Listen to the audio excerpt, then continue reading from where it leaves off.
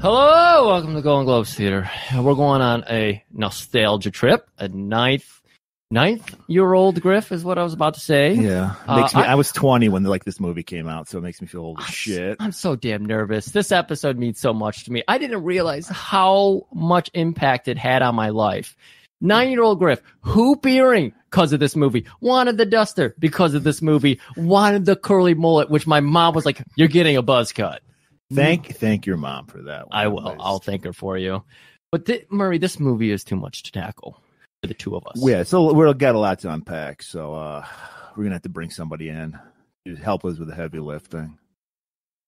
Griff. Hello, boys. I think I got. I was just gonna give you the fucking wrestler intro, but okay. Oh, She started circuiting it with All right. with the Belle Venus interest. Take two. Intro. Ladies and gentlemen, hailing from the outskirts of Toledo, Ohio, she's the woman of the hour, the tower of power, too sweet to ever be sour. She's bad. She's beautiful. She's crazy. It's Taffy. oh, boys. Hey. All right. That's like the best intro I've ever had. Thank you. That was that's highly respectful because that was Mad Max's intro to Thunderdome I gave you. And you know how if you knew how much Mad Max means to me, it's almost as much as Chance Boudreaux, was that his name? Boudreaux, yeah. Means to Griff. So yeah. Okay. Excellent. Oh, man. So, Taffy, why don't you catch us up? Obviously, I watched this as a 9-year-old. It had a huge impact on me. Murray watched it yesterday. It had an even bigger impact on me. I got my hair permed and everything. And that's hard because I hardly have any hair. So. Just got the extensions flipped on there. Yeah. Taffy, let's hear about your lineage through the Hard Target years. Okay, what year did this come out? Was it 90? Is that right? 3? 93, I believe 93 yeah. was when John Claude started doing these more like, I'm actually an actor type and not just a karate kicker. Right. So I was 23. I definitely saw it in the theater a couple of times, and then saw it 11 trillion times on video. Very much a number. Yeah, it definitely is. I love this movie. I love it unironically. I find it wildly entertaining. I was a big John Woo fan already. So very exciting to see him do something, here and bring all the stuff, bring the slow-mo, bring the doves, all the good stuff from his movies and just plug it right in. I really genuinely find it wildly entertaining. It's a great movie. Were you following John Woo before this movie even came out? I was. So when you saw that JCVD on the screen with John Woo, were you just like, what the fuck? Is this seriously happening? I'm in heaven. Yeah, I've died. I've gone to heaven. That's amazing. Well, I had a group of friends that we happened to have a real thing for action movies. And so we kind of went and saw everything in the theater together and rented everything together. And so I have very fond memories of it as a group experience. But I'll watch this solo any day of the week and have. It really is entertaining. Like that first hour of the movie goes by so quickly. Like when they're in New Orleans and they're doing like all the puzzle pieces are coming into shape. What was this metaphor I was going for? I don't know. What was I reaching for there? That made no sense. But all the pieces are kind of coming together in New Orleans. That whole like first hour is beautiful. And then the last 40 minutes, of course, is some of the greatest action ever. Well, I think this might be one of the problems I had because I'm watching this and I'm like, where have I seen this before? Yeah. This is Golden Globus. I swear I said this to you before and you shooed me away. This is Golden Globe. I probably didn't even remember this movie. This was Golden Globus' Avenging Force. This movie has been done before. With Michael Dudikoff, the great Steve James. Yeah. And the great John P. Ryan. Have you seen Avenging Force, Daffy? I have not. Oh boy. So do I need to get on that? You really do. I think it's available on YouTube in a pretty good definition. But yeah, you'll see very many parallels. Takes place in New Orleans. Yes. It's about rich people hunting people. Yes. Love Bourbon Street scenes. Except you'll note, as you've already noted, all the streets in Bourbon Street in this movie are barren. In Avenging Force, they do it during like Mardi Gras, so Right. very filled with people. Yeah, I mean, I will say Van Damme way better than Michael Dudikoff. Oh, I mean, absolutely. we hate Michael Dudikoff. Yeah. But Wilford Brimley is no Steve James. Yeah. Wilford Brimley is the closest thing to Steve James. And I count me as a Lance Henriksen fan too. I'm not going to shit on Lance, right. but John P. Ryan in Avenging Force gives a tour de force performance. Yeah. It's amazing. It's so over the top, yet so subtle. It's amazing. So I would highly recommend that. Very much so. Excellent. Like, what I appreciate about that movie and this movie is the villain work, because you can't have a good hero without a great villain. Marvel Comic Universe, fuck right off. You got no villains. However, John Woo, in his first attempt in America, 2 great villains. I love to pick, scare the shit. If I saw anybody in my grade school with a face structure like his, I wanted to punch him. I had serious problems. When people Pig had is the greatest henchman. He's so good. Big is wonderful. But if I saw somebody, and I had this same villain problem with Jafar from Aladdin. If I saw people with sleeves, like the cuffs of sleeves, what is that part of the sleeve called where it like meets your wrist? Cuff? The cuff? The It is a cuff. cuff? Okay. Yeah. Just want to make sure I got it right. You did. I'm nervous. Okay. But if they had too long of cuffs, I remember Jafar and I wanted to punch him too. I had a lot of problems as a kid. I watched a lot of Chuck Norris and a lot of John Claude. I wanted to roundhouse everybody. Did we ever go into who was your guy, Taffy? Like your action guy? Number one. I love JCVD. I do. I'm not a Chuck Norris kind of gal. That's Neither are we. not Yeah. my deal. Chow, man. Chow Yum Fat. Okay. I love my Chow. Definitely. Let's see, who else do I love? And Dolph. I mean, I believe that my feelings on Dolph are well documented. Oh yes, we all know about Dolph. Yeah. If this wasn't an episode that we are pretty sure is going to go 4.5 hours long, we would definitely want to dive into the Dolph. Maybe what we'll have to do is some other time, like after you watch Avenging Force, we gave you Ketevin, The Road to Revenge. Like, Right. we can revisit Showdown in Little Tokyo, and then maybe I we would can promise do a that we cross. could do Showdown in Little Tokyo if I suffer through Get Even / what? Suffer through. You're Oh going to my be. God. I haven't watched thanking it yet, us. but the trailer frightened me a little bit, gentlemen. it's Am I gonna love it? If you don't, there's something wrong with you because Ain't nothing wrong with me. It's an impressive movie. we were blown. This is why Twitter is so good. Everyone bitches about social media, but we wouldn't know about Ketevin if it was for a great guy on Twitter. Yeah. And getting us a copy because it's almost impossible to find. Oh, a copy we're of so this. lucky to have this copy. And we were just like, I watched it first. I was like, Griff, you have to. I couldn't even. I was explaining shit. He's like, you're making this shit up, and I'm like, no, I'm seeing this right Yes. before my eyes. And I'll watch it it is this week. okay. It has slid into like every single one of our episodes because it is just chock. It is a passion project where they got Wings Hauser who kills it. You mentioned I forget who. There was many of actors who chew the scenery in this movie. Wings Hauser just takes us to a whole new place. Like, oh my god, it's amazing. I'm convinced he just I'm threw in. the script in the trash and Yes. was like, I'm going to do my own thing. Oh, yeah. Because every time we're watching Wings, we're like, when he walks off the camera, we're like, we want to follow him. Like, I want to know what Finney, his character's name, what he is doing. 100% fascinating. I'm So, in. yeah. I'm in. I will watch it this week and report back. All Okay. right. I think we have so much more Hard Target to talk about, and of Yes, course we we have do. to actually get into this movie. So Murray, would you like to do the honors? Well, Griff, before we get into anything, Oh, jeez.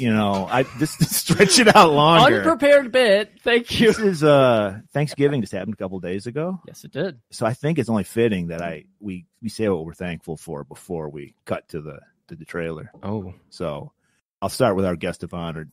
Taffy, what are you thankful for this year? This year? Not bloody much. Yes. Not much. It's almost over. Yeah, this year not much. I'm thankful that it's almost over. And I am thankful that I'm a really good cook because I'm still stuffed. And I'm super thankful that I could talk you guys into letting me come on and talk about some of my favorite movies with you. That's very sweet of you, Griff. What are you thankful for? That I didn't put too many miles on my new Volkswagen Golf. Yeah, you can't go anywhere because I can't go anywhere. Yeah. Well, you know what I'm thankful for, guys? What are you thankful for, Murray? I'm thankful that the two of you are in my life and that we can talk about Hard Target, starring Jean-Claude Van Damme. You're throwing in the trailer. That's it. All right. In the city of New Orleans, in a darker side of Dixie, away from the music and the lights, there's a new game in town. You'll be provided with a guide, trackers, and the weapons of your choice. I need to file a missing person report. The competitors are deadly. We pride ourselves in hunting only combat veterans, men who have the necessary skills to make our hunts more interesting. And they always win. You want to find your father? Get somebody who knows the city to show you around. Now, the opposition is about to get one last chance. What kind of a name is Chance? My mama took one. Our friend Mr. Boudreaux, Silver Star, Marine Force Recon. He's obviously not someone we should underestimate.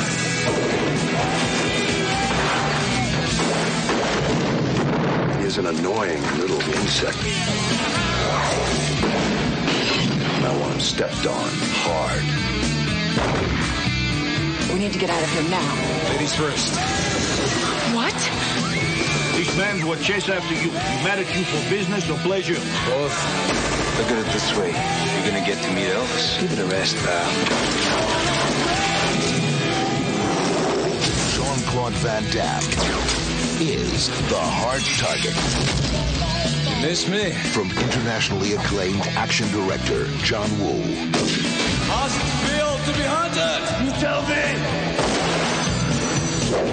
Hard Target. All right, welcome to the other side of the trailer. Here we go. It's time for 2.5 hours of Hard Target. Plenty of interjections, plenty of sidetracking, plenty of nostalgia. Rain is pouring on Bourbon Street. That's in New Orleans, people. It hasn't flooded in 1993. It's still there. Pre-Katrina. This is pre-Katrina. Okay. And we're just watching as a hobo dodges fucking bolts. Crossbow bolts. I should That's add. right. And they have, this is a John Woo feature. So, like David Lynch, he's like, I need the soundscape to be perfect. So the bolts have a noise, and it's a pungent noise. Like, Pungent. is that a different adjective? Is that the wrong noun, verb? Not the right subnoun? one, no. Yeah. Pungent's a smell, isn't Smell, it? yeah. Well, maybe the hobo is That's smelling correct. the bolts. Because hobos have increased heights of smell. No, they don't. How could you live in your own urine and shit if you had a heightened sense of smell? You would throw up every day. They can smell danger? Well, he's I special don't think forces, so he can. So anyway. Well, the great thing is I think the sound of it is fully like a Warner Brothers cartoon Arrow kind of a sound, right? It does. It does. It's just enhanced so much to really make you feel it. And we're getting that. It's not a POV view of the arrow. It's like a side view. We're seeing it's flying through the air. Yeah, this Arrow time. vision. Yeah. This inspired Snakes on a Plane. There's so many different views of the arrow. And there was snake vision in Snakes on a Plane. And I want to say it's not very. I mean, the guy's a hobo, for Christ's sakes. Do you need guys on dirt bikes following him? I don't know. Well, it's a John Woo movie. Yes, you goddamn do. Is that his thing?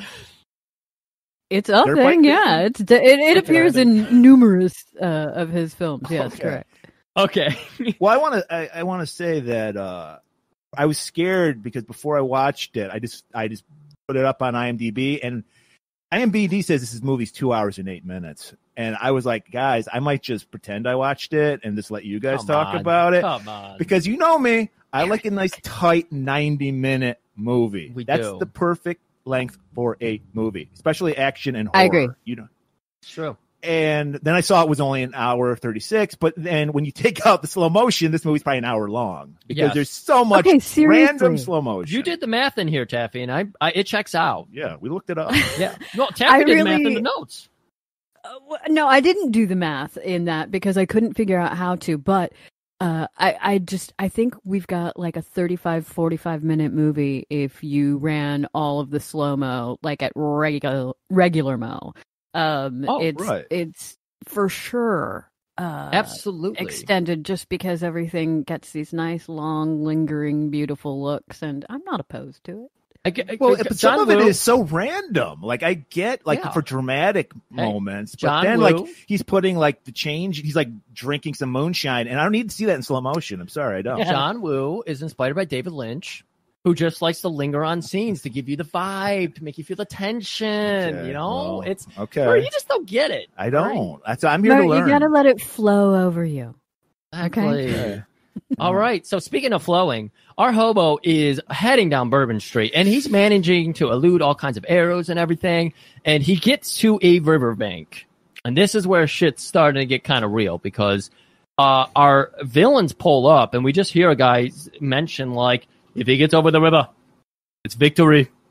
Okay. Is this supposed to be Mississippi River? I'm assuming that's the Mississippi, right? I don't know my geography that well. I don't know my verbs. I don't know my nouns. I definitely don't know geography. Okay. Louisiana is in the United States, right? Yes. Yeah? I think. Okay. Correct.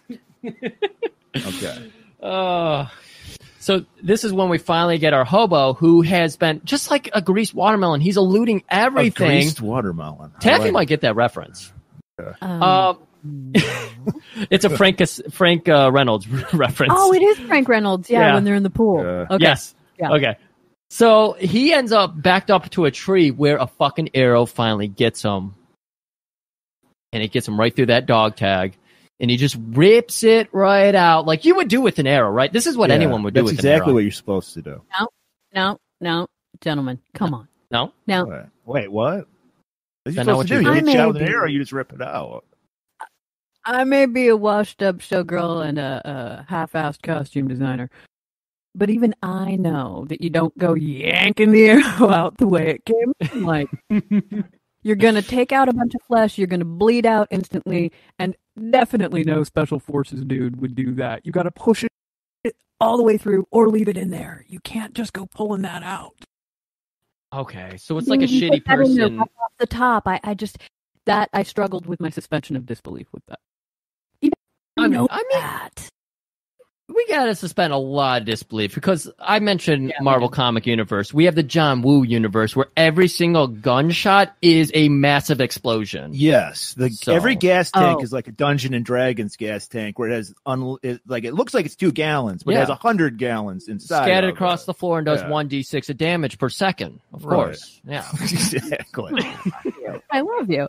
Yeah, like everything is made from thermite and C4. Like, it's just insane. Entirely too large. Disproportionate explosions. I just love this world. This is the world we live in because we watch these movies every week where everything explodes like this.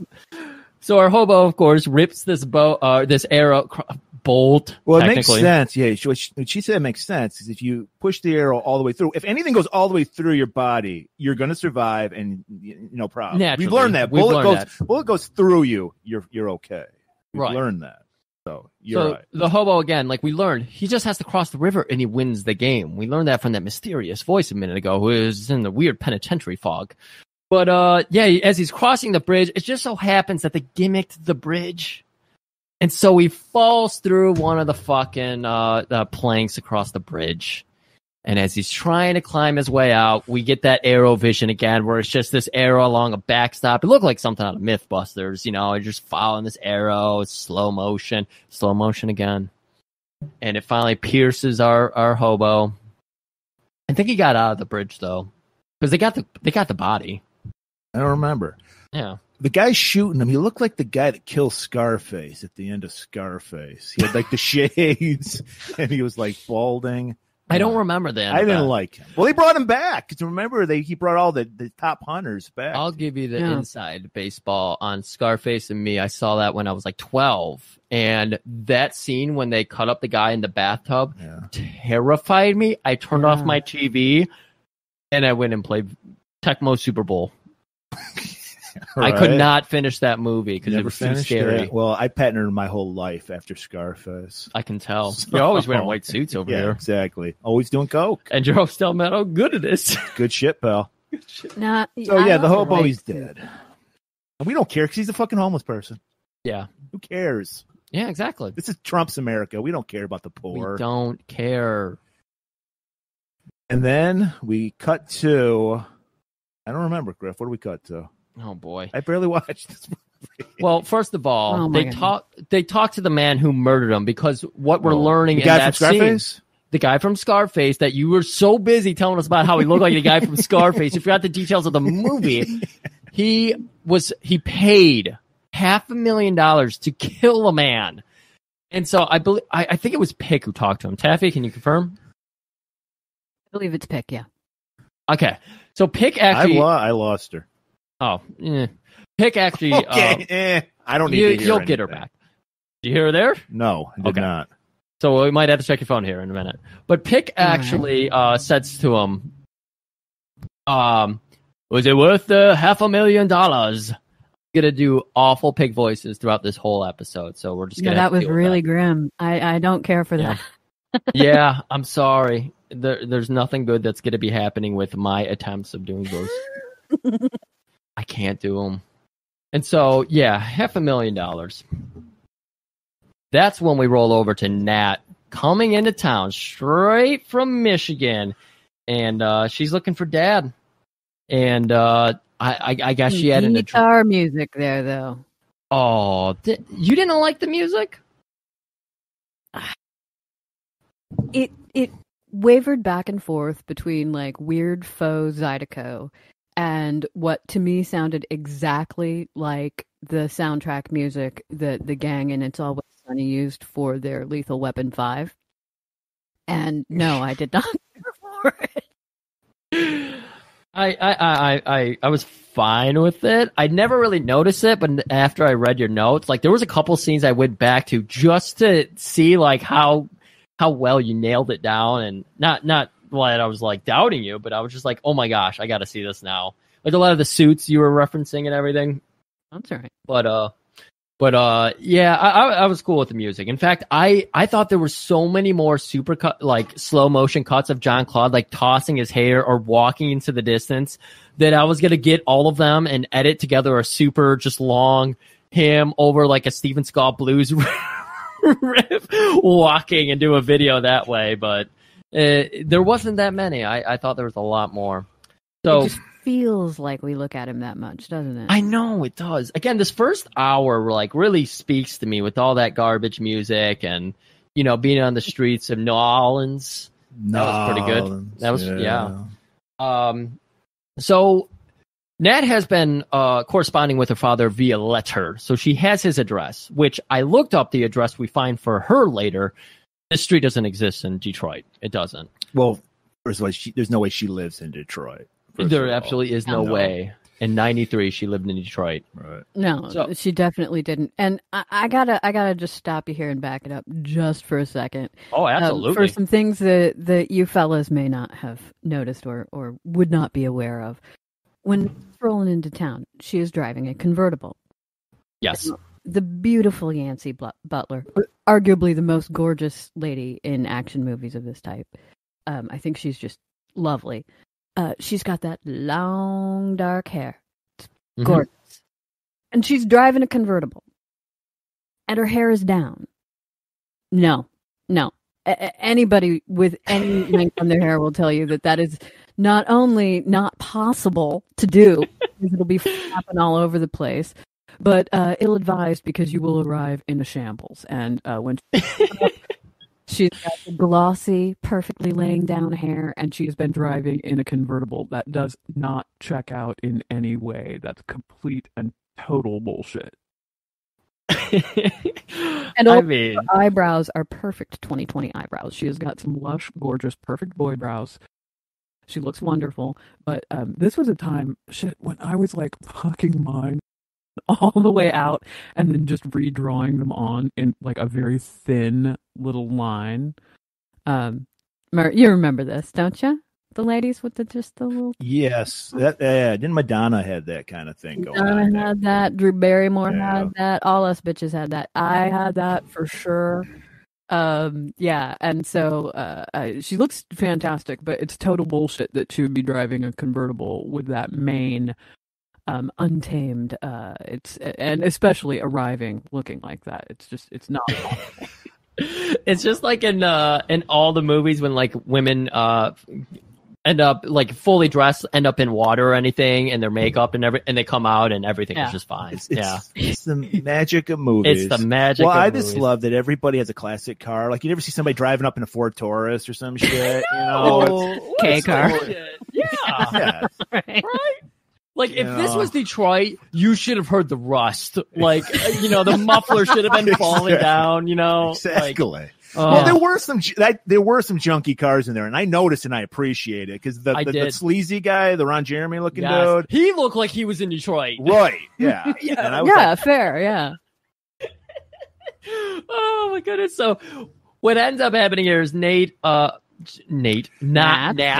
Oh, like a bug. I put the E. Oh god damn it! We'll get to that later Oh, on. I hate that scene so much. It's pretty bad. So Nat, knocks on the door. Sweet little woman answers, and she's like, "Oh, I think you're daddy." I don't know why she has that accent. You got to stop with the accents, please. That's a Michigan accent, first of all. Daddy. So she's like, "No, he's been gone for a while now. He said he couldn't pay the rent, so I haven't really seen him since then. But you might want to try Our Lady Charity." So, Taffy, why don't you take us over to Our Lady Charity? Such a problem with this. Our Lady of Charity? Like, that's the charity name you came up with? Spend 5 minutes, you fucking writers. 5 minutes and come up with something else. Open a phone book and steal a name. Our Lady of Charity? That had to have been a placeholder that just nobody ever went back through and fixed it up. It had to have been, because that is preposterously simple and I hate it. I had to do a triple take because I was like, wait, is the charity Our Lady Charity? It's like, this can't be true. Oh my god. And 5 minutes, my god. Oh, Murray, who do we meet at Our Lady Charity? Well, we meet Elijah, another ex-vet. Horrible what we did to our Vietnam vets, Griff. They're all in the streets. I don't get. I'm gonna go on a rant. I don't want to. And he's kind of aloof with Ned. He's like, I don't know this guy. Yeah. Or he says he does know him. Yeah. He's a homeless hobo. I know him. He's hard to tell her that I know your daddy. And again, daddy. Everyone drops daddy in this. It's the weirdest. It's everybody says daddy. Everybody refers to him as her daddy. I believe that in my notes I said that there's I've not heard daddy said that much unless it was by a party bottom, because every single person in this refers to her father as daddy, and it's gross. It's super infantilizing, and that's what they say weird. in New Orleans. It's daddy. The New Orleans thing. Now I admit I referred to Lance as daddy a couple of times later when he's in that suit. You did. That's true. I did. You were getting it in the I credit this one to John Woo. I thought he had a small vocabulary he's going with, like me, where he gets every fucking thing wrong, and he's just like, "Oh, you guys all just call each other daddy, right?" Maybe. I don't know. Well, apparently there was a lot of tension between JCVD and John Woo on the set of this movie. Really? So, yes. All right. Yes, because Murray with Jean-Claude, the and facts. I kind of understand. Hey, you know me. I kind of understand. Hey, you know me. Glance at the IMDb trivia. I know everything about a movie. That's right. So what's going on? I think it's kind of shitty of Jean-Claude, but I kind of understand at the same time because he's finally made the big times. He's not doing canon movies anymore. He's making mainstream. So absolutely. Then John Woo comes in and he's like, I'm making a John Woo movie. So I think Jean-Claude was like, I don't fuck with the formula. I got my formula. I show my ass. I do the splits. Everything's good. I call somebody daddy. Everything's good. And then Jean-Claude was editing this. Like he edited it after they filmed it. So there was some tension. Interesting. I don't know. I got this off IMDb. This could be total bullshit. But it could be. I believe everything I read. Fucking director here. I'm going to set this next up. Well, but I'll give Jean-Claude credit. He re-edited Bloodsport and made it the classic movie it was. That's a good point. He knows what he's doing. Fine film, yeah. He does have an eye for things. So Elijah leaves Nat with his very useful information. Your daddy's a hobo, girl. And that's when we cut to the most important reveal of this movie. Taffy, break it down. Slow motion everywhere. It's all happening right now. You know, I'm shocked to hear that John Woo and JCVD had tension because this character reveal made me think that they were lovers. This is a good point. Yeah. No man has ever gazed upon me with the lingering look that John Woo has for JCVD in this. Absolutely. It's impressive. It's amazing. We go into the diner and we just see him from the back, which gives us the full look at those AC Slater ass curls hanging down the back of that glorious mullet. It's just a fucking pile of ramen noodles. It's greasy as fuck. And it looks like it's almost a Jerry curl, if we're being honest. They're shiny. It's really lovely, yeah. And then we get just the eyes. Just his eyes. A little bit squinty, you know, because he's a tough guy. Tough guy's always going to be just a little bit squinty. That's the thing, right? And then, Griff, this is for you. Earring. I don't know why we have a long take on the earring, but we do, and I am not mad about it at all. Oh, and then, of course... Oh, no, go ahead. Go ahead. You love the earring, don't you? I used to like give Griff shit and make fun of him because, you know, if you don't listen regularly, people, Griff got a hoop earring. And now I get it. I looked at that scene and I was like, I got to get me some hoops. Dude, I revealed quite a bit to open it, but there's one more big reveal remaining for the Griff character coming up here. Okay. All right. That's all I had to say. Oh, God. Yeah. Please continue. We look at his lips then. We take a nice long look at his lips, which are not particularly luscious or attractive, but we are going to look at him for a while. And then we go back to just his eyes, which is great. And then, only then, do we get the full look at our hero. And like I said, I feel like it's preposterous that they were not getting along because this is a loving look at this guy. We take a lot of time with it, and he's wearing the big oversized coat, which I'm really hoping that comes back, and he's got the sleeves pushed up, so it's a great big coat, a lot of volume to it, and pushed up sleeves. Let's bring that back, fellas. Let's do that. Yes. Do it. Totally see Lauren Avedon wearing that. Lauren Avedon would wear 3 sizes too large of a jacket. It'd be draping across the ground. He would need to be in a dry climate. Here, I got a theory for you. Oh, lay it on me. Maybe John Woo didn't film this. Maybe Jean-Claude, who loves himself, filmed this scene. Yeah. That might be a...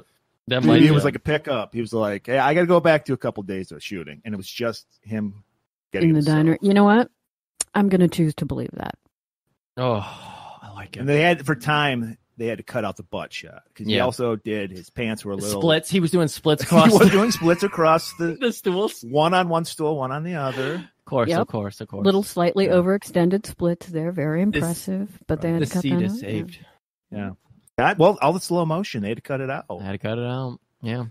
So we finally reveal what's actually happening, and he's at this diner, and he's a hobo man, and I live like a hobo man. This is all coming together, is it not? That's not even the big reveal. He's a hobo. I'm a hobo. So John Claude has not. His name is Chance, by the way. We're going to learn that in a minute, but I'm going to reveal it now because we're going to learn the origins of that. We'll learn the origins in a little while too. Like a Marvel comic book universe, it gets its own whole movie. It's an hour and a half long. Don't worry. Right in the middle of this movie. So we reveal the waitress. This diner, by the way, I want to go there. It was wonderful. Yeah. It had all that aesthetic that I want to be involved with. And so right down to the waitress who knows John Claude so well that she's like, you keep coming in here, honey, and I keep letting you walk away without paying me my full bill. He orders the gumbo, which he calls tragic. Shits on it. And then he orders the coffee, which he smirks and calls tolerable. And when she's like, is your wallet in your tuxedo today? He scoffs at her. Which is a solid burn, by the way. You think that's good? I liked it. I would have said I liked it. I liked the pass. I was hoping she'd say kiss my grits, but you know, hey. Okay. But Murray, I noticed you put this in the notes, so why don't you go ahead and lay it down for us? You went autistic on us. Well, I had to. You know I'm about the details. So he slaps his hand down, lifts it up, 61 cents. I counted. I freeze framed it, and I was like, 61. We're all about the details. And I'm like, okay, I guess tragic gumbo's 61 cents. Because he walks out. He's just like, bitch, you're taking that, and I don't give a fuck. And she takes it. So I think we get some more slow motion here as Nat walks in, and she's a breath of fresh air. No slow motion on the coins, by the way. I had to freeze frame that. Yeah, freeze frame. It took me an hour to count it. I'm sorry, Murray. Yeah. You gotta say, give me a picture of the change. You're doing the Lord's work. You really? I'm glad you said that. I love saying that to people. So finally, we get Nat who walks in. Michigan license. She's got everywhere she wants to park. She just parks. There's always parking. Well, you're available. Like royalty if you're from Michigan and New Orleans. Really? Yeah. That's like, when I went to living in like. This is also the depopulated New Orleans where there are like no people. There are people in the diner, but there are no people ever on the street. So girl parks where. Yes. Well, she wants. Must be nice. So she's wandering through. And she goes to the payphone first, and she reaches into her pocket, and just like me, she notices she only has hundreds. And so she's like, I got to go cash in one of these hundreds. And these dirtbags, they notice that. Well, yeah. Well, she goes up to the counter. Instead of just pulling okay, she did have a couple crumpled ones in there. Instead of just pulling out the one, she pulls out her full fucking wad, holds it over her head, fans it out like she's about to do a magic trick for the whole fucking diner. Bitch ain't from Detroit. You think she'd know better? She's from Detroit. Come on, where's the street smarts here? She's not from Detroit. And so these dirtbags, she's from Bloomfield Hills. That's where all the rich people. That's what it is. Oh, that makes that's it. That's the thing. That's the thing people like to do. They like to claim Detroit for street cred. It's like I'm from a fucking more dangerous place than Eminem is, and so I'm like, when he's calling Detroit, like I actually grew up in the hood, and it's like Kid Rock grew up in the sticks. He didn't. It was like cornfields where Kid Rock grew up. And he grew up in a mansion, by the way. I want to point out to anybody, he's not even white trash. Rich piece of shit. Yeah. I want to point out that all my travels abroad, when people like I communicate with other foreigners and everything, they say, "Where are you from?" I never say Detroit. I say from Northville, and then they go, "Where's that?" And I'm like, "It's outside of Detroit," and they're like, "Oh, I've heard of that one." I don't want the credit of saying I'm from Detroit. I don't. Well, I don't. You might say I get it. Because nobody knows any place in Michigan but Detroit. You know, the convenient way of just saying Bad Axe. The convenient way of just saying I'm outside of Detroit. Yeah. Well, I just am from Pontiac. We're at the same place Madonna's from, and they go, "Oh shit, really?" Well, that's even better because you have the and then exactly. Yeah. So these dirtbags, they notice that money. They're licking their chops. Of course, John Claude notices. Chance Bordeaux notices Boudreaux. Boudreaux. Oh, I fucked it up. There's an X on the end of it, babe. Yeah. No, I remember that. He's gonna fuck it up again. I've been telling it to Murray right all night, and I forgot it. Oh, okay. He's no Pick Van Cleef. That's a great name. It's not Scottish. I don't know why he had that. Did you think that was in the script, or he's just like, I'm gonna fuck it. My character he's Scottish. I'm just gonna go for it. I mean. Oh my god, I love this. We're 20 minutes into this movie. It's never gonna end. God. We're gonna be here forever. Yes, I'm sorry, but I love it. I'm not sorry. good. I've been waiting to do this for a very long time. So our thugs notice, and of course, Jean-Claude, ex-Marine, he notices it too. And so he Total situational awareness. Oh, exactly. You think he has shades on. So he calmly gets up and walks out. But before he walks out, he opens the door and looks in the reflection and notices, okay, by the way, these muggers, they're so poor, they're sharing the same cigarette. They're passing it between each other. They're sharing the same cup of coffee. They're passing I'm really that. worried about the employment situation and Exactly. unemployment situation in New Orleans. I mean, it am seems too. like everybody's homeless. Maybe they haven't heard of Our Lady of Chance. Lady of Charity, right? Of Charity, excuse me, not Chance. So, yeah, they're passing the same cigarette, the same coffee back and forth. And Chance, God damn it, is noticing it in the fucking reflection of the door as he walks out. And he just like parks himself across the street as Nat walks out. And she's going to her car. And she thinks she's just going to hop in it like nothing just happened. But of course, there's 4 thugs waiting there for her. And Jean-Claude Chance, he's to the rescue. I don't know. Murray, come on! I didn't watch the movie. Right. But what I really love is the way that we establish that, because you see the thugs kind of, roughing her up a little bit, and then roughing her up. They slapped the shit out of her. They do. They slap her the shit across out the of her. face. But then The way we get the reveal there is the camera looks through from the back of JCVD through his crotch at the scene of her being roughed up by these thugs. It's like a ham-handed version of the Mrs. Robinson leg thing. It just goes right through, like just right there. And old crotch POV shit. That's right, little crotch POV, like right under his ass. And then that's how we see it, and I love that. And then I think everything starts to go slow-mo. But first of all, I have to interrupt again with a girl thing that you boys maybe didn't notice.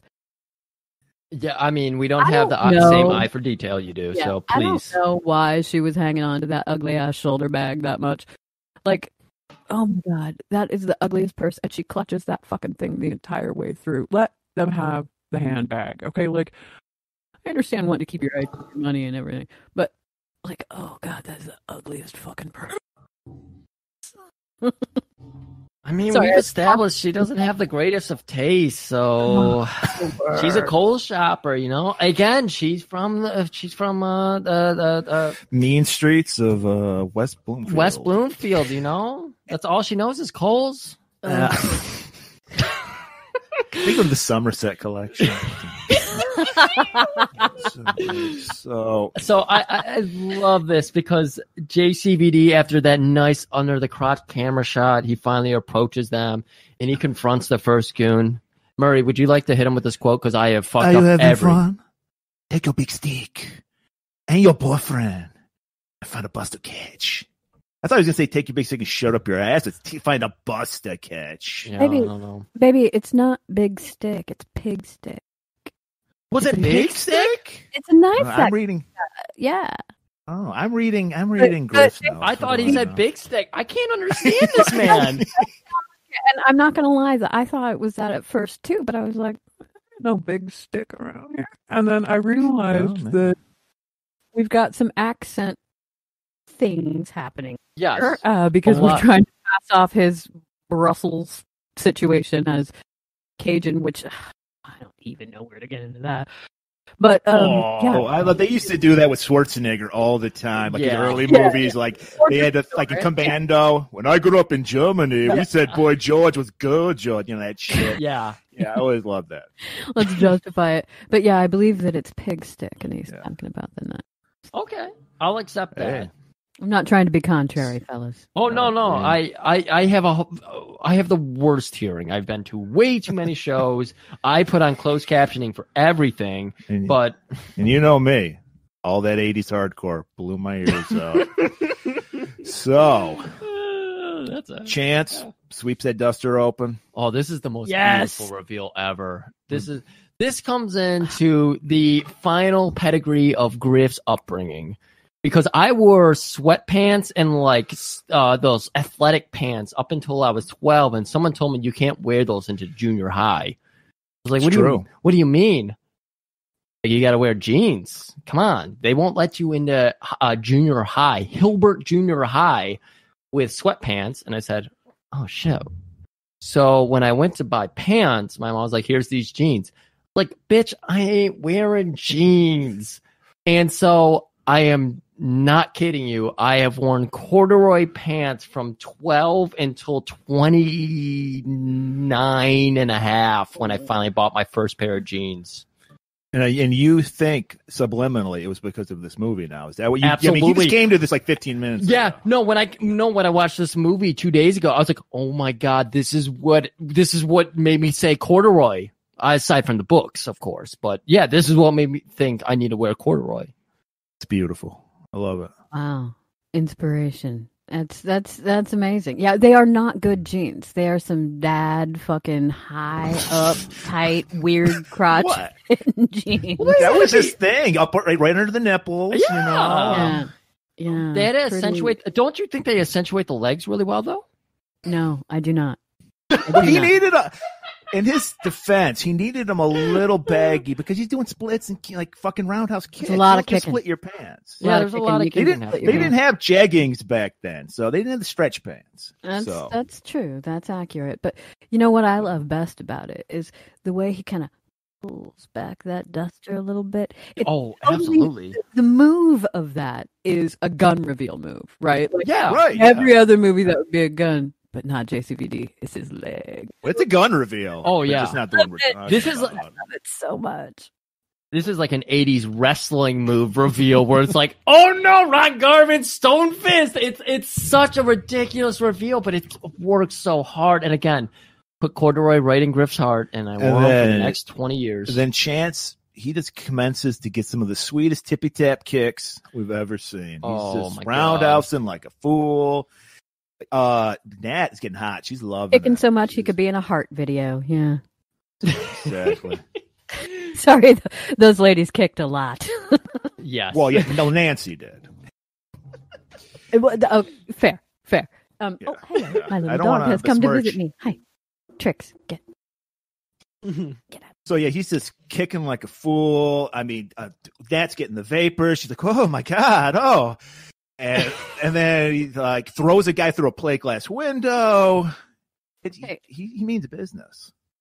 He does mean business, but here's the thing: is I did do a little math here. I am guilty of actually stopping it and doing some math. I love it. You think that you're more of a mathematician than you are like work on wardrobes and everything, but I love it, and let's hear it. I can't help it. I can't help it because I was like, wow, that was a lot of kicking, and which I don't object to in any way. But from 11:24 to 12:35, we have 5 JCVD kicks. But then also, at one point, he uses another dude's leg to kick somebody. So I consider that a half a one. So that was like, I sent it in the notes. That was like one kick every 10.9 seconds, I believe. It's intense. Like this is a wonderful scene because again, it's like, I love seeing this where you're just building up the character. It's not about like the whole scene, but just seeing what he does. Cause he makes a guy kick his own. I have one complaint though. Oh my God! I was stole the arm break from Seagal. You can't use another guy's finisher. Okay. I did not appreciate that. That's a good point. That's a good I'll accept point. that. Yeah. If you snap the guy's leg, I'd be like, fuck yeah, that's great. But you can't do that. That's a hard one too because it's just like I get grossed out by a lot of different things. This arm didn't really bother me. Taffy, how'd you feel about the arm break? So some people are grossed out by blood and gore or needles, right? I can take all of that, bring it all day. I'm fine. But a fucked up angle, I can't. So the elbow going the wrong way. Oh, I have to look away. It's so. I can't do it. Like a lot of the blood and guts and the fucking like needles and everything. I can't do that shit. I thought it was great. I loved it. You like the angle thing? You like the angle? Well, Murray's the hardcore man. It's my thing. Yeah. He's the 80s hardcore. You probably saw that at You know shows. how many arms I snapped in the pit, bro? I was just going to say, in the crazy. circle pit, Murray was just getting arms and flexing them over his shoulder. Like, no big deal. I never got into that. But, yeah, so she's just like, oh, my God. Prince Charming. Take me away. What a dreamboat. Oh, no, that was, I'm sorry. I tried to do it. And then Chance, he plays it straight. He's like, leave him wanting more. So he just walks away. He gives her the purse. Murray, do the line because I can't do lines. Taffy even asked me not to do lines. It's just a business part of town. I'm fine with that, Taffy. I'm awful at lines. Let him take the lines. And then, of course, that sweet blues riff takes over. Probably a Seagal blues riff. You know, when he was in Detroit, he was a blues man. Yes, we learned that. And this is one of our many shots of him, Jean-Claude, walking slow motion, sun shining right into the lens, but right at ass level. It was kismet. It was like, holy shit! Yeah, it was great.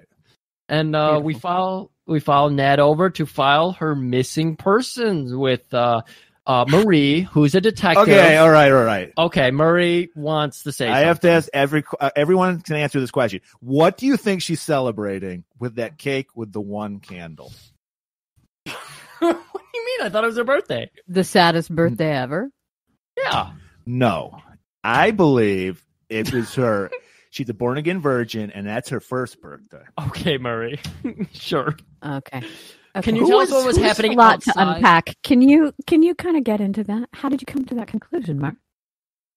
Because first of all, you're not gonna have one candle if it's your birthday. It's a fucking Hostess cupcake she bought at the fucking the dollar store. I'm just excuse me for trying to think of something better than it's her birthday.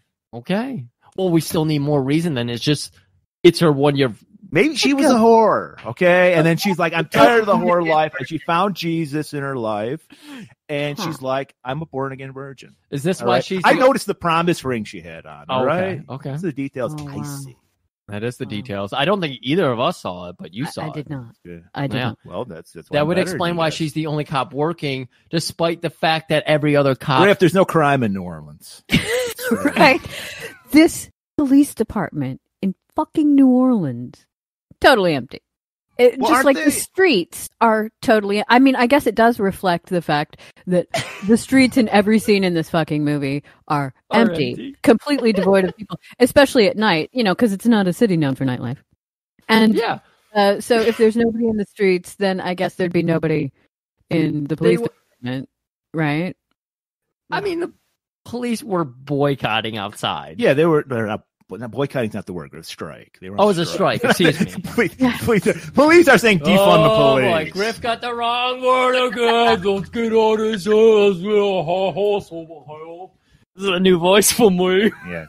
Stop it, please. I know, I'm sorry. So Ned comes in, and she's like, look, I need to find my daddy. And she's from we've already learned she's from West Bloomfield. All right. And the detective lady though, she was Clarice's roommate in Silence of the Lambs.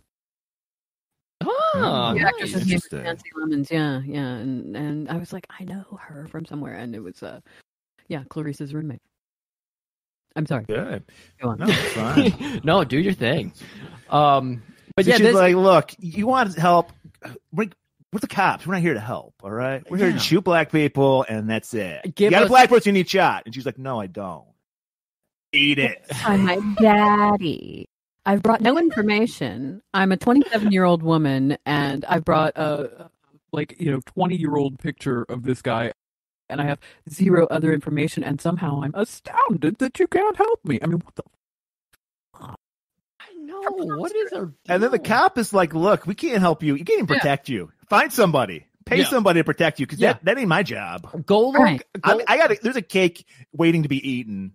My 1 year virgin By the anniversary. way, Murray, right? the part that offended me, you're offended by the fact she had one candle. I'm offended by the fact that that candle burned from a fucking 4-inch wick to right on the cake, 3 inches chewed away. That's how long Nat was going on. Wow. Yeah. Interesting. Movie magic again, huh? Yeah. Interesting. And also the Nat oxygen in the drawer. Sorry. I hated Nat's attitude in this because not only is she a fucking infant and a moron for thinking like, oh golly, can you help me with no information?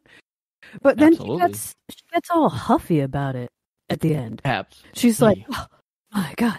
I mean, she's got like big Karen energy here because she wants to speak to a manager because they aren't helping her enough. And it's just ridiculous. And I kind of hate her.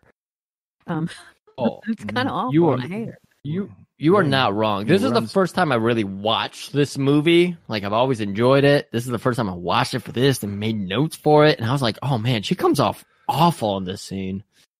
Big Karen energy. Well, yeah. She needs protection, Griff. Where do you go?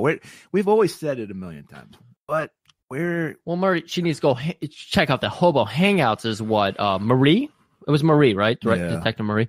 She's like, go check out the Hobo Hangouts. Your dad was probably one of them homeless people. That's why we don't have a record of them. And she's like, before you go, find some help because otherwise I'm going to be filing a missing report on you, little lady, with those perfect eyebrows, those perfect 2020 eyebrows. Right. Maybe could do a wardrobe outfit outside of Kohl's, but we'll talk about that later. Oh, yeah. Oh, we will. But yes, Murray, please. I know. Go on. Oh, yeah. So, of course, she's thinking of the one badass she knows in a long black duster and gray corduroy pants pulled up to the nipples with a shirt she doesn't even remember because she was just staring at that buttocks as the flaps of the duster flew over it. And so she's like, wow. I bet a guy like that would hang around at the docks. Yeah, he seems like a stevedore.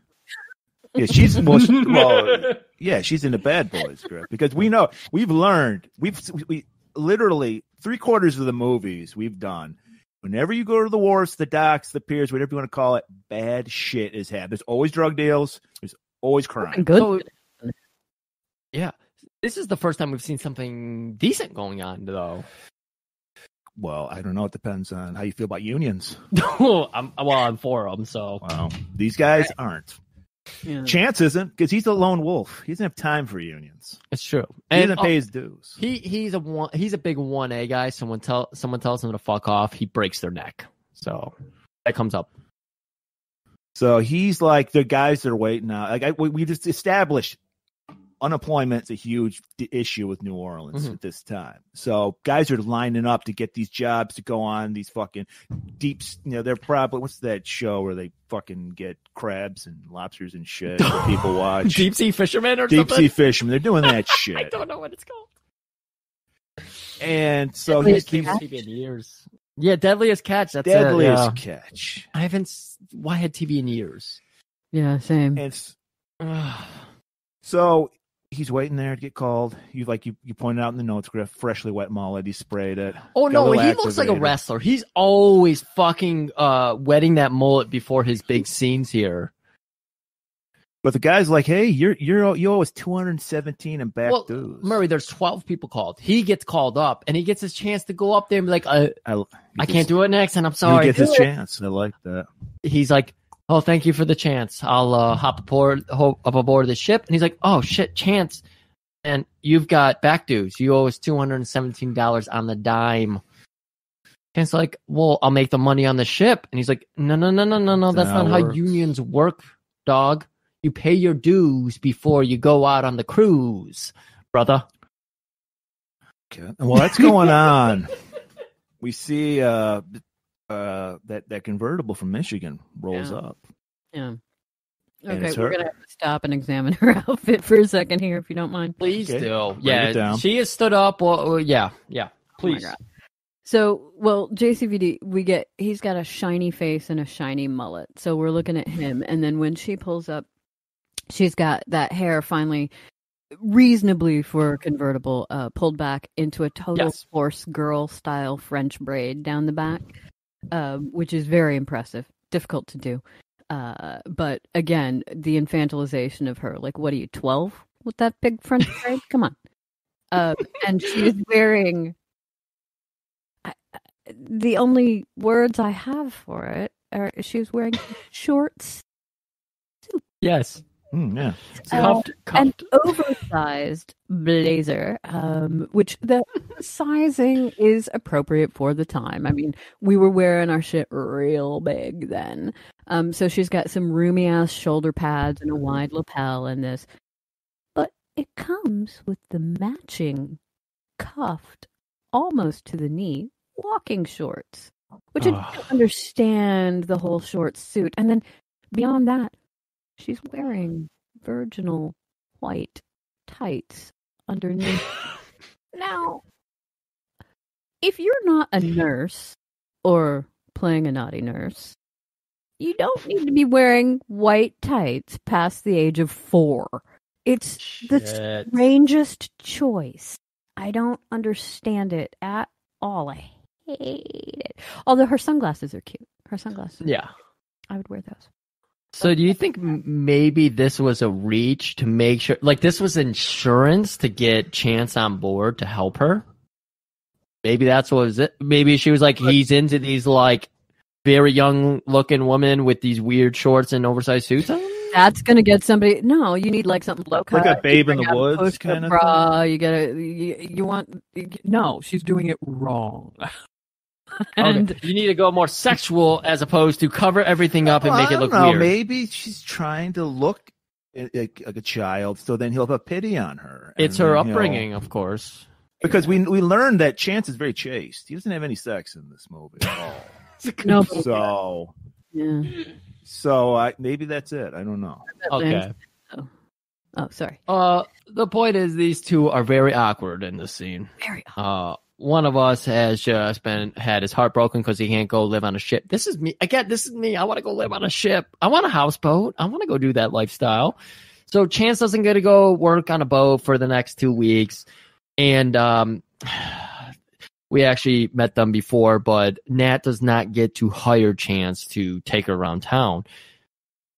After Chance learns he doesn't get to go on the boat, he decides, he looks over and sees Nat leaving. So he runs and hides behind some barrels. Exactly. And again, we go into slow motion and we're just watching barrels being lifted. You see forklifts pull apart. Thank you. Is it being pulled apart, not up? Okay. And then he's just there. Yeah, you're exactly right. Slow He motion. set that. He's like, oh, I got a pigeon over there. John Woo, hello, listen to me, Jean-Claude Van Damme, the maker of Bloodsport, pretty much.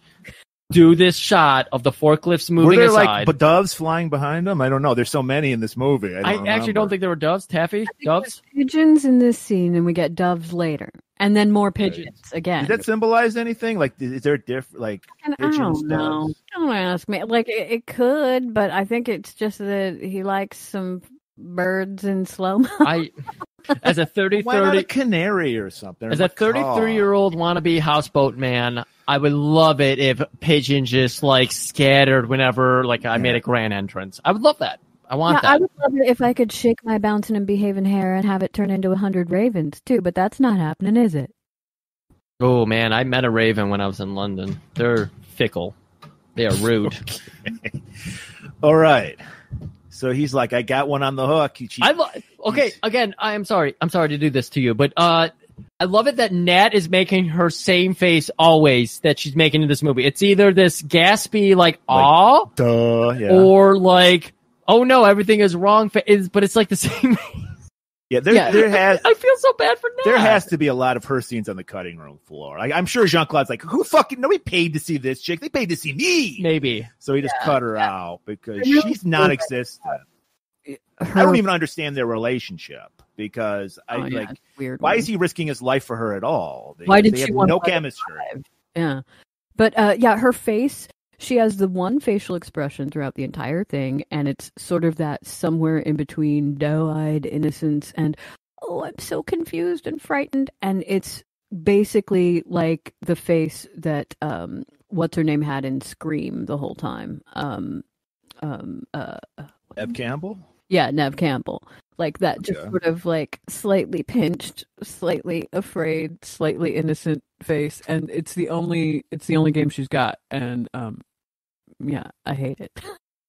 You must have loved this deal she made with him, because he's like, all right, Murray, please read the lines. I can't read the lines. Yeah, Murray, you do it. Okay, I'll help you for 2 days at 217. And then she gives him the keys. I cannot drive. And so she's like, oh, okay. Of course, being from Michigan, we all know how to drive. We're the Motor City. So she's like, I'll drive. That's a good point. She is from the Motor City, so of course she knows how to drive. And Chance does stick not. shift. That's how great she is. That's a good point. And so they're driving, and this is where we get the oh my god, the douchiest. Are you saying the greatest backstory you could ever get in a movie? Like, well, let me explain it to you. Okay, no, Marvel Comic Universe learned. This is all we need. Yeah, this is all we need. He's like, immediately starts ripping on her. He's like, Nat, did your daddy name you after a book? And she's like, no, stupid. Actually, it's Natasha. It's short for something. Well, what's it? What kind of name is Chance? Ugh, I'm gonna vomit getting through this line. Do it. My mama took a chance. Like, what the fuck does that even mean? My mama took a chance. Oh, took a chance that he didn't pull out right. Yeah, I know. I was not great. I think that it's meant to be witty repartee, but I mean, this is not exactly his Girl Friday level witty repartee here. I think that they're both only vaguely aware of the things that they're saying, and it's poorly written to begin with, and yet I love it. It is fun. Oh no, it's a wonderful scene, but it's so weird. Yeah. Nat, Bug, Chance, because my mom took a chance. Murray's been rifling down like the list of reasons this makes sense, and it's just like, clearly mom was a whore, and I didn't say that. Oh, you didn't? What did you say? Just said maybe she had an abortion or something, and she's like, you know what? I'm gonna have the kid this time. I'm gonna take a chance with this one. Take a chance. Okay, I'm sorry, Murray. And she was given a beautiful mulleted child. The child was born with a mullet. I wish mom could. I want a Hard Target too, just to see Chance's mom. We never got this. Yeah, we only see the uncle. Yeah, even a flashback. Yeah, I'll take it. So they're in love now, basically. they over that cute little Meet name cute shit. So he's just like, hey, break it down, baby. What is up with your daddy? And she's just like, he's special forces. He was a badass. He was a nom. And so they're like, hey, I think he's like, hey, I know this another like military guy. Maybe we can ask him, because military guys stick together. Oh yeah. So they go to Our Lady Charity again, of course, and they meet Elijah, the black man we saw earlier. Yeah, this time John Claude goes up and talks to him first, and he's, asking. And, of course, they're dogging down about, he's like, oh, man, it's Meatloaf Day. It's not that good. But, say la vie. And he goes, it's tragic. It's tragic. It's like, I wouldn't even pay 61 cents for the meatloaf here. Uh-huh. Oh, yeah. Yeah.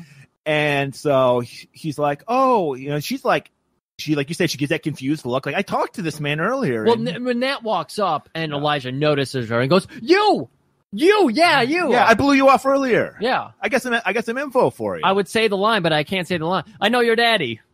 I said it. So it's like, here, he left his cart over there. Let's go rifle through his shit. At the Plaza Italia. At Plaza Italia. The Plaza Italia, like, brought it back. Like, here you go. I don't know, but who knows? So they rifle through his hobo cart. They're like, look at that sleeping bag. That's a recon guy. The Tiger Stripes. Well, it had his name Tiger on Stripe. it. Yeah, his name on it. And so, he didn't know. He just knows the Tiger Stripe. And so they're rifling through his shit, go through his CDs, and it sucks. It's that, and they're like saying, holy shit, this 7 inches worth $500 on eBay. What the fuck is this guy doing living on the streets? 93 eBay. Murray. Yeah. Now you're getting a little too like.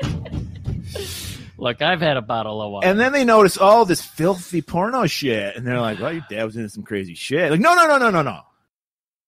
Sometimes the hobos, they pass out these flyers. Yeah. Well, that's a lead, Griff. That's a lead, Murray. That's a lead. Right. So they're like, let's go check out. There's an address right here. Let's go check it out. Of course, they find the letters too. Find the letters. Which is the letters we referred to earlier, which we trace back to Michigan, which do not exist in Detroit. No. Zip code is fine. Street address. But not the street address. No. Yeah, the street address does not exist. It's like the closest thing they had to that street was in Wyandotte, which is a suburb of Detroit, but is not in Detroit. But not Detroit. Yeah. So those letters, well, I guess they would have made it there anyways. Wow. Maybe she was hiding her own address from her father. I don't know, Graf. Did we open a whole new Pandora's box? I think we need to really dive down into this one. I think we need to move on. Oh, okay. Yeah, you got to keep going forward. So the only way out is through. Exactly. So we go to the porno pamphlet place. I don't know what this place is. This is Poe's house. Poe's house. Now his office. It's like, I mean, Taffy, if I'm wrong, help me out here, but I believe it is just Poe had a beautiful mansion they also had an office in. That's how I understood this. Yeah, I'll go with it. This house is just gorgeous. It's really, really beautiful, and did we establish how long Lance and Peck had been there? It sounded like they had been there a while, but they're certainly not permanent residents anywhere. And so I was kind of wondering about that, how they got that. Like, are they just renting? What's going on with that? Like renting in Louisiana or renting in Poe's place? We're talking about the sleazy porno guy.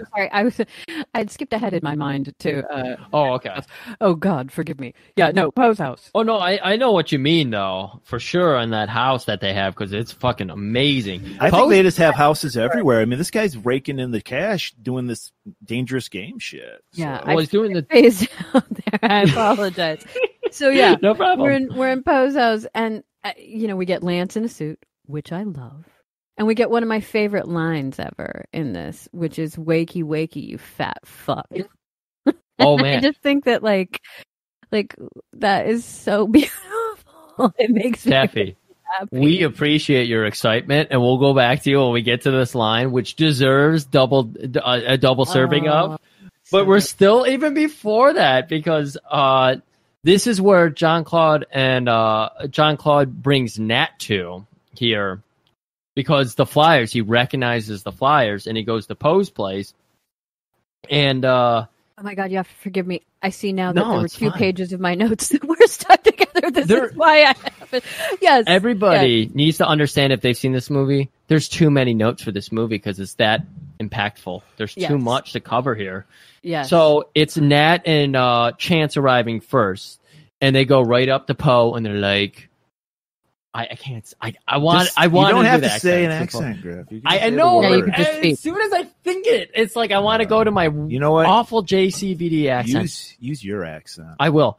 Good. So JCVD walks up and it's just like, hey, oh my God, it's so hard. You do can it. see my face Struggling in front of contorting. me. Resist. So he is just like, hey, have you seen this man? And I believe they have a picture of him.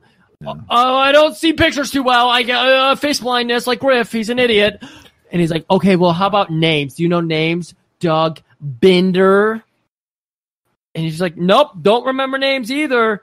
And that's when Poe was like, hey, or not Poe, but Pick. He's like, hey, the man says, God, I tried to do an accent. Oh. How the fuck are you, fat fuck? And then there's like a lot of tension. I mean, this is beautiful. Does Chance know Pick? Have they crossed paths before? Because there's tension between. I don't know, these but two. I love this scene. Taffy, do you remember this scene when they first lock eyes, Pick and Chance?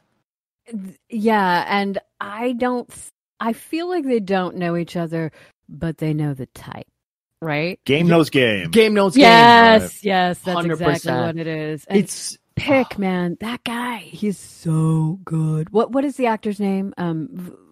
Voss? Yeah, I learned it from your Arnold notes. Vosloo. Oh my God, he's so He's the great. Mummy. He's super intense, and I'm crazy about him in this. I think that they recognize each other on like a soul level, right? They absolutely do. And I love this. Again, Pick terrified me as a child. I remember him way more than our main bad guy in this movie. I fucking love him so much. Yeah. Yeah. All that intensity. You're right to love him. He is just directing Poe, and he's just like, I don't know, you don't know any names. And John Claude sees that and he's just like, you know what? It's a beautiful day. We're gonna go get some coffee. We're gonna leave now.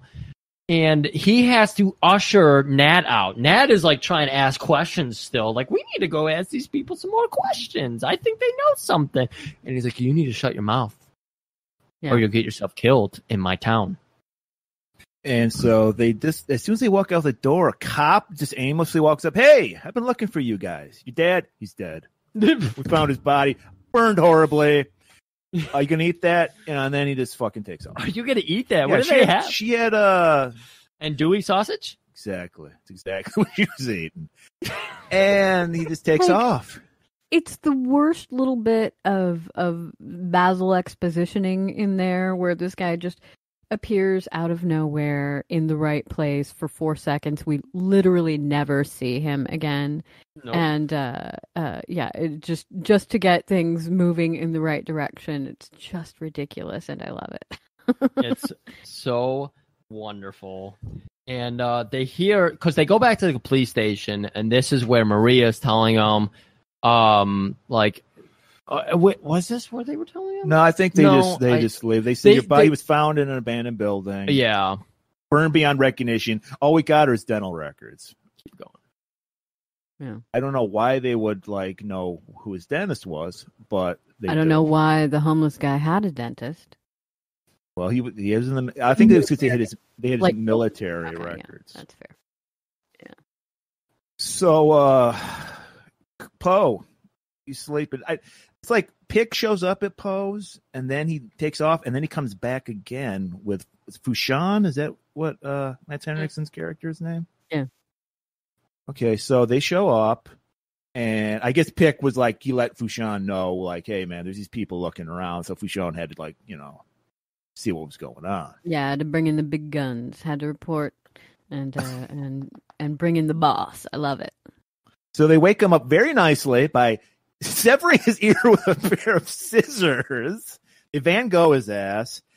And like you said, it's wakey, you fat fringe fuck. You'd get that joke if you listen to Get Even. And he cuts his ear off. And then Fushan's like, hey, man, who was that guy that was checking him out? And what happens is he's pissed off because Poe half-assed it and got a guy, because they always get guys that don't have families. And so, and have no background. They're just, nobody cares about them. So he's like, you're supposed to get a guy that had no family. And he's like, I don't know what happened. And he's like, look, you fucking asshole. You have one more shot to find me somebody. If not, I'm going to fucking kill you. Well, he knew what happened. He just fucking shortchanged it because he couldn't find anybody. He couldn't find the right guy, so he just got this guy. He knew he had no family, but he didn't know. That was a fucking great scene. I love that scene. A long lost daughter existed, yeah. Yeah. So next day, we're at you were saying earlier, the lovely palace that Fushan and Pick live in. I guess they're roommates. And do you think Pick lives there? Or? Roommates? Come on, this is a fucking glacial mansion that they live in. It's beautiful. All right. But first though, before they leave, right before they leave, Lance dips his wounds to clean up his wounds on his hand. He dunks his hand into the fish bowl there at Poe's. And you know what? You are going to get such an infection from that. That dude never cleans out that fish bowl. What are you doing? Lance, come on. That shows you how crazy Fushan is. You don't fuck with this guy. Just crazy enough. Care about himself. You brought up the steak thing, right? No, what steak thing? Oh my god! After fucking Pig takes his ear off, he's like, "Oh, I can't do the accent." Don't. Nobody's making you, Griff. Poe.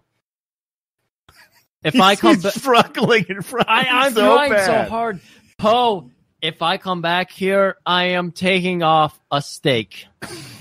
Okay. With the Not with with the those scissors, you're not. Cut a steak off you, laddie. Thank you, Murray.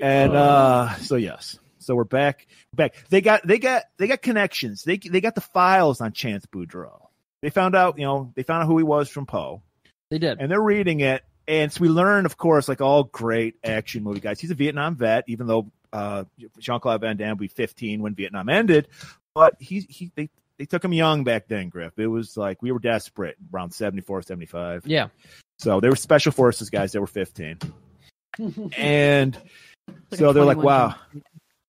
Yeah. I actually did pause on his Marines file that they had and sent it over to Murray, and Murray was scouring it. And he's like, "Look, none of this is right. I've done all the research." I was in Nam, Griff. Exactly. They had Jean-Claude on 16 different missions, and Murray's like, "No, this doesn't add up at all." Yeah, he had. You're right. He had 6 tour of duties. 6 tour of duties. So he went in at 9. And he's done it 15. It's impressive, really. Poppycock. It is amazing. And so I believe this is where we first get like that beautiful, maybe not the piano. Oh my God. No, it's not. It's later. But Pick and like Fushan, they look at each other. They're like, this gotta be a pretty good fucking guy. Like they're on the same page with this. I thought they were talking about Chance. I think they were talking about somebody else, but still, it's like they're leading you to believe it's Chance they're talking about. So when we go over to Chance, who's hanging out outside of his apartment, or like an abandoned building, I don't know. He might just be squatting like me. Yeah. So pigeons everywhere. Yeah, and he's looking at that. He's looking at that dog. They found a dog tag from Bender, the burned body. Yeah. And he knows because he's been in the shit, Griff. Well, he knows, but he doesn't know. It's not. You're right.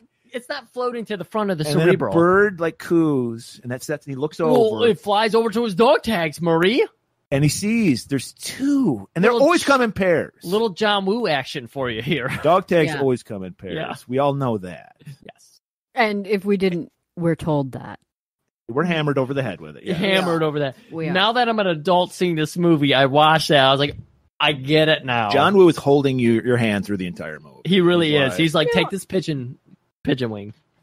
And again, we don't want to start like reckoning with our suspension of disbelief or anything, but hey, CSI New Orleans, you're just like some dude who wanders into this burned out rubble, and you're like, oh, I spy dog tag that's like a couple of inches big and exactly the same color as all the other burned out rubble, and just boink.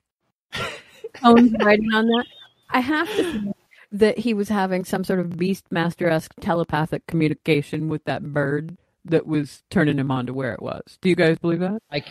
I can't tell you, but I can tell you as 9-year-old Griff, because seriously, my recollection of 9-year-old is astute through this scene. I just remember him going through this building. I don't know why he went there. I don't understand the double dog tag thing. 9-year-old Griff speaking again. And so he's just there, and he finds this dog tag. I know Jean-Claude is a badass in my 9-year-old heart. And so, of course, he would be drawn to this clue. So that's all I need. I think he just took a chance. It's just call back.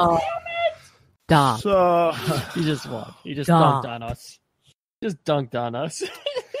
So, and he notices this dog tag has. We all know the familiar sight of a crossbow bolt hole through a dog. Well, sure. tag. Well, yeah, and it takes him 1 second. We see the bus drop him off. He walks up. He gets a stick. He filters around through it's literally laying that out. There's like a dusting of ash. Yeah, he like stirs some of the ash up. Then he hears a tink. Bingo. Pulls it up, and he's like, "That's a crossbow bolt." And as he's just like reveling in his victory, he's just like, "Oh shit, I'm about to get kicked." He could tell. Well, no, then like Gallagher comes out of nowhere. With the thing he used to catch like fucking rabid dogs, one of those like it's like the loop with a stick on it, and or like a snake, right? Like it's got a stick and then the loop around your neck. It's Oh yeah. And he just starts strangling the fuck out of Chance. These guys with these greasy skullets, and it's freaking me out. And And they're just like, you better get the fuck out of town, Boudreaux. You take that tiny titted bitch with you. She dresses horribly. The fuck she from? Detroit?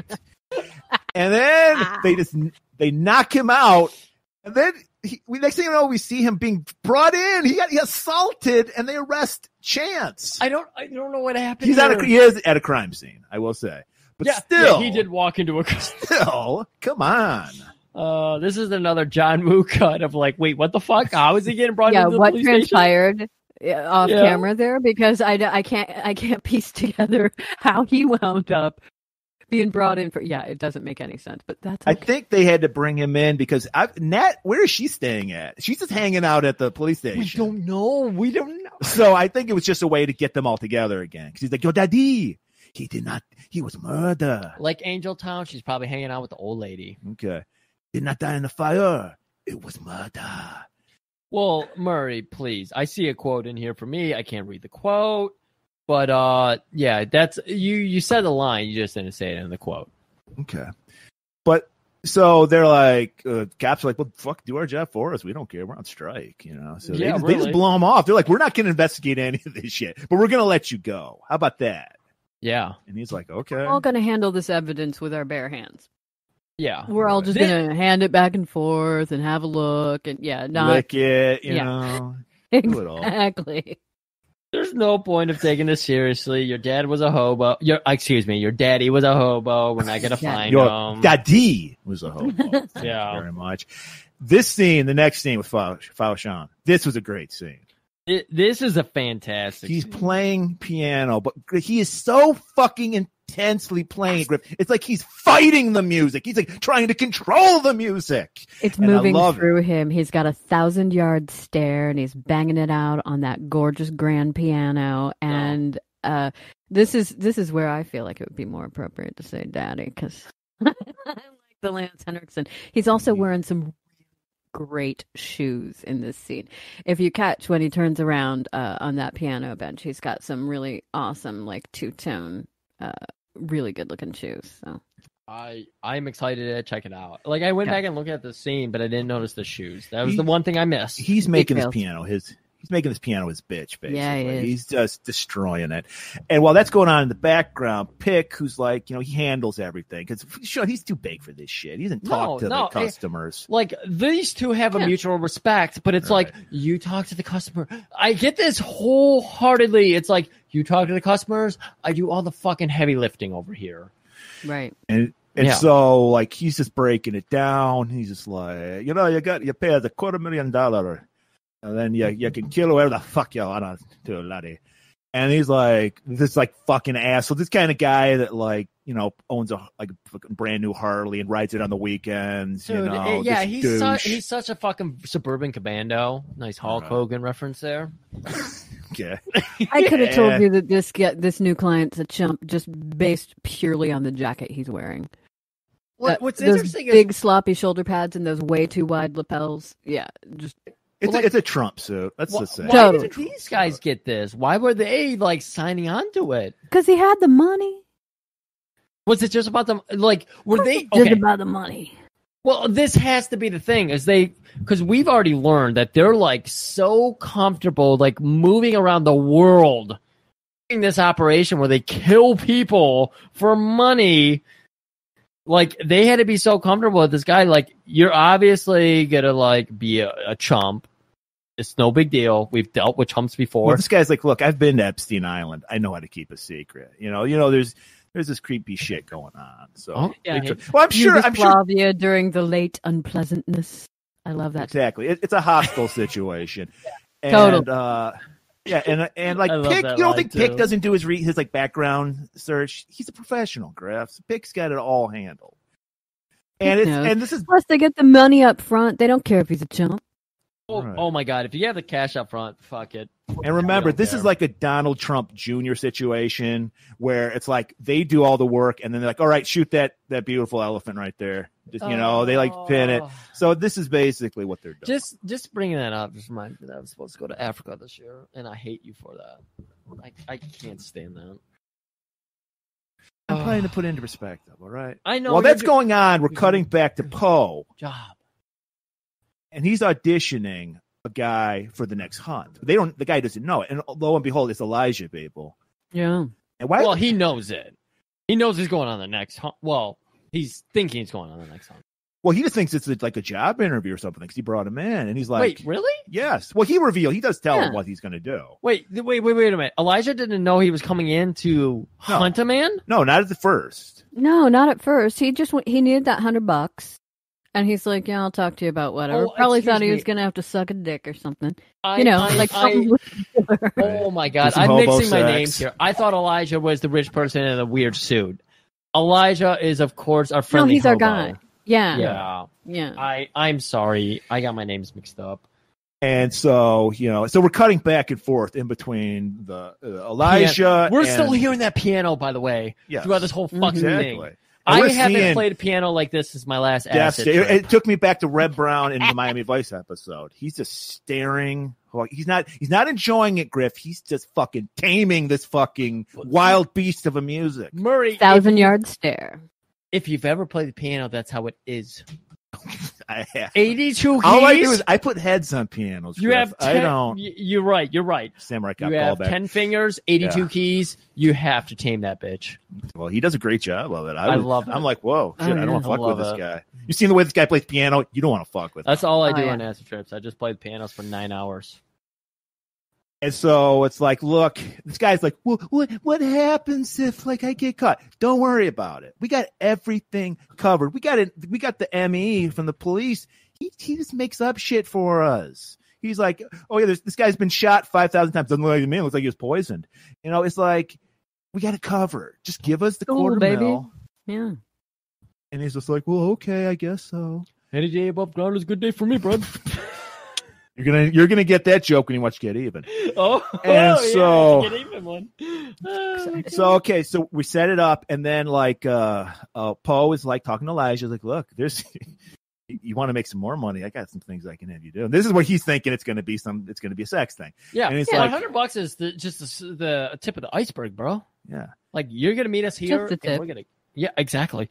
We're gonna work in a lot more money right into slaps the a fanny pack on the table. That's $10,000 in there. Yeah, you wear that thing over the river. Talking about a clean new life. It's like, I think it's like, what is it? It's either a 5 or 10 mile run they had to do, like to the 10 river. miles. I think 10 it was miles 5, through the maybe. city. It says right here in my notes. Okay. 10 miles. I don't know how to It's read. 10 miles No, through the city. Yeah, it says it in my notes too.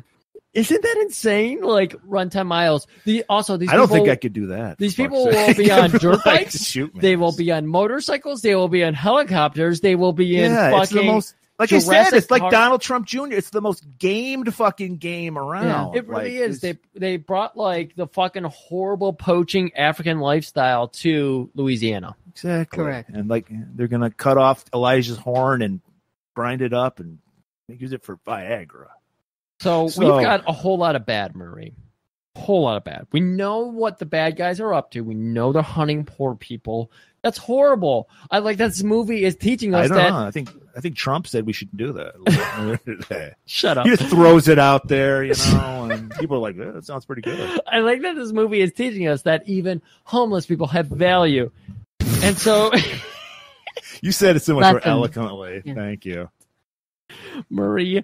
Homeless people are people too. God You're right. Damn it. I want to move on with this. Okay, let's do it. So Chance, he's going to go on. He needs to work the massage parlors. Right. And he walks in and everybody knows Chance. He apparently took a chance at this place a few times. And I'm trying to keep this straight, and you're.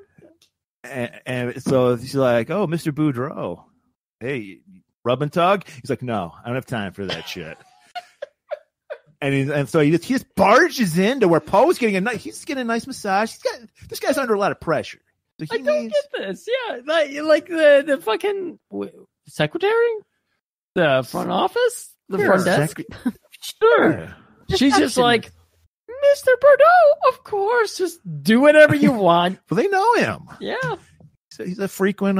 He's got the client. He has to be keeping this place open. Yeah, he's got the card or the punch card in it. He's like, I mean, he has to be beyond that because otherwise, why would they be like, we don't want to lose business for you?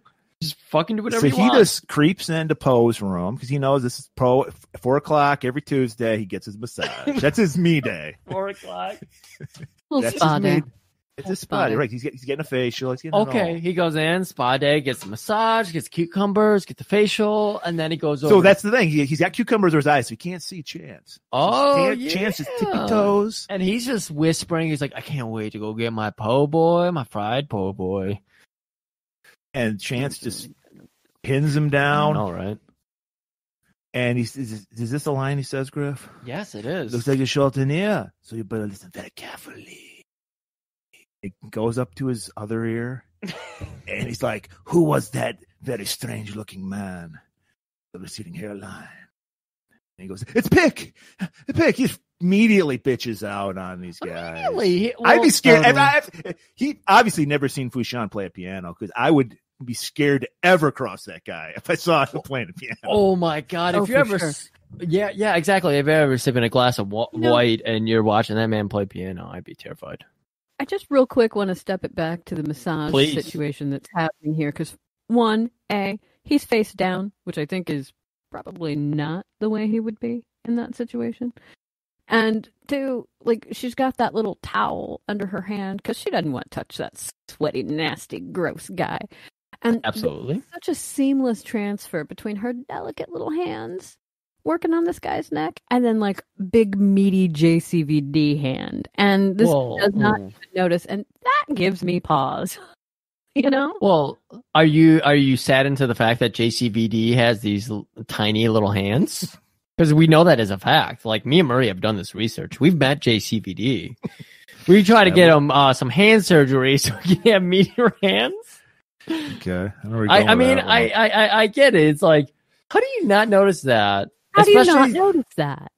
Especially a door opening, a new presence in there. Like, all these things you would notice. Like, he's got to be high. He's high. I don't know. I'll allow it. Yeah. He's drunk, or maybe he's just too worked up because he's going to get his happy ending on, and he's not really paying close attention.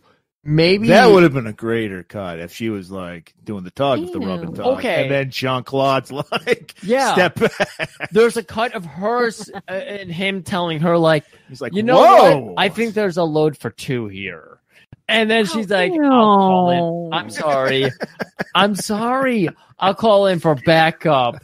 And she calls in for backup, and JCVD walks in. Extra. Come on. Oh, yeah. God damn it! I thought it was good. Anyways, all right. Enough about masturbating.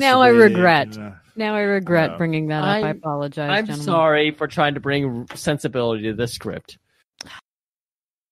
So, Maria, she's talking with the Emmy, and he's just like, I don't know nothing. Like, everyone just blows her off. They're like, I don't know nothing. They're she's got Sergeant Schmidt from Hogan's Heroes. They know nothing. I love that reference because I watch so much fucking Hogan's Heroes now. Okay. Yeah, it makes the Holocaust seem so much fun. I don't know why people get upset about. That's my thing. So. The craziest thing about that, another tangent, we're like hour 3 right now. Craziest thing about Hogan's Heroes is one of the guys was in a concentration camp that was on the show. I know. And like you imagine somebody coming up to like somebody in Hollywood now, hey, I got this great idea. We're going to do a comedy about a fucking Nazi POW camp. It'll be great. Hijinks ensue. No fucking way. 20 years after World War II, it's like, hey, it sounds great. Put it on the air. Oh, by the way, this guy's in the Holocaust. He's going to be one of the guys. So, he's like, Emmy's blowing her off. And then he's like, holy shit, they're on to us. So he's going home. He's burning paper. Apparently, he keeps a second load of papers that have the true, like, oh my God. I thought he took them under his jacket and went home with them. He was trying to burn them because now the Fuzz, who are on fucking strike, right, are burning all the paperwork now. So he's at home beautiful fireplace, beautiful home. Again, I love all the homes. Well, in they're this making movie. bank, dude, doing this whole hunting people Did thing. you Hey, notice we gotta that get in all on of the this. papers that were in the fireplace were the same thing? They just like photocopied whatever it was over and over and over No. again. Like there was no differentiation. The prop department just was like, here. Oh my we're in god. these- I'm surprised it wasn't I just think our blank brains sheets of both. paper. Yeah, I think our brains both went to sleep at this point. We were doing so much math and autistic stuff at this point that we didn't notice that. But that is a beautiful detail to point out. I got Thank okay. You you. guys can explain it to. I got confused by this scene with the dagger thing with It's a Fouchon. letter opener. Okay, Yeah, it's but a letter why? opener, not a dagger. Well, what? I don't know. Man, He was at Nobody his sends desk. me letters. He was sitting at the desk, and the Okay, letter I'm not opener- arguing it. All right, fucking hell. So why it looked like he was trying to get the coroner's prints on it. Like, why did he wipe down the handle? because he had touched it. Oh, okay. Mm-hmm. Yeah. So he was So just kind of waving it around to kind of threaten. Yeah, he was using Okay. a little flourish there, and then so he was taking his fingerprints off of it with his beautiful monogrammed handkerchief, very classy. And Oh. I also want to point out that It's a great example in Lance's wardrobe of some really, and I mean this sincerely, genuinely well done pattern mixing. He's wearing a medium wide stripe, black and white, vertically striped shirt, and then a black and white plaid tie. And it's a fantastic look. Very, very nice. And Good. his monogrammed handkerchief does match it, and that's some classy shit. I like to think that he's wearing those same black and white two-tone shoes that he had on earlier, but I can't confirm because we don't actually see them. Okay. All I know is that the next time a wedding comes up, when this fucking whole horrible COVID thing is over, Abby, I'm gonna have to ask you for help on my next wedding outfit. yes, you are, and I will be Because- more than happy to make sure that you look good. Thank you. Like I get assistance, and I want to give my sister all the credit in the world. I've got plenty of compliments on my wedding outfits. Weddings you've attended, Murray. Humble brag, but go on. Murray has attended them. Murray has also told me I look great in them. So it's not a humble brag. But yeah. So here's I the think he's like, I'm assuming Fouchon is like feeling the guy out to see whether he's going to flip on him or not. Yeah. And he decides like this guy's flip on it. He's a He's bitch. a lightweight. I mean, this is an idiot who sleeps with all of his nudie mags in bed with him. Like, he's gross. We don't need him. Okay. Was that a cut scene? I don't know. No, that was the first scene when they woke him up. When Pick woke him up and said, "Hello, fatty." He had all these fucking nudie mags. No. We're talking about Oh, the coroner. yeah. Oh, we're talking this about is the the coroner. with the hair. I'm so excited right now, guys. First so of all, drunk. wow, way to like shame this guy. Like he can't like enjoy the. Yeah, look, I don't always put mine away either. So you know. Right, see, Oh sometimes man, like people, I'm going. some to people the can't shame- just walk out the door and get Okay, laid like oh, nothing like you, Grandpa. Okay, right? I'm going to the shame corner. Okay. So Let the grown-ups handle this. We'll move forward. Mer? exactly. Thank you. So he's decided this guy's got to go. So Pick, he's waiting outside. This is the thing they've worked on, obviously, before. So Pick's like, he's just putting the fucking silencer on the gun. He's just whistling a little tune. And then he knocks on the door. And then he's like, oh, sorry, I have to answer this. And then he just shoots him right through the peephole. Great. Yeah, he does a total Mo Green right through the eye, but through the peephole of the door, and there's this fantastic exit wound out the back of his head, and it's glorious. And so we're like, oh, everything's fine. We're back in action, dude. Yeah. Let's get this hunt back on. Am I allowed to come in here? Yeah, and you're just allowed. say- You can come back in. and just say that, like, this whole setup again. I prefaced last week that I hate when villains do not get their dues. The villains are getting their dues in this movie. They're Yes, they moving are. they're moving amongst Louisiana, New Orleans, perfectly, silently, church fart, if you will. They're just doing whatever they want, and no one's noticing them. I love this shit. Well, we got to remember they're in the part of New Orleans that's deserted, basically, so they can do whatever they want. All of it, yeah. Either- There are no people around anywhere, so they can What- do whatever they want. It's true. but they built that up. We know this, and they're still, and like you mentioned before with Yugoslavia or something, like they've been traveling the world just doing whatever they want. Ethnic cleansing, it's great. So it's a compounding. It's like will they get their dues? Will Chance catch them? Because they've been doing this for decades. I don't know what decades. I mean, not that 10 old. years? 10 years. Yeah. Okay, 10 years. They've been doing this for a decade.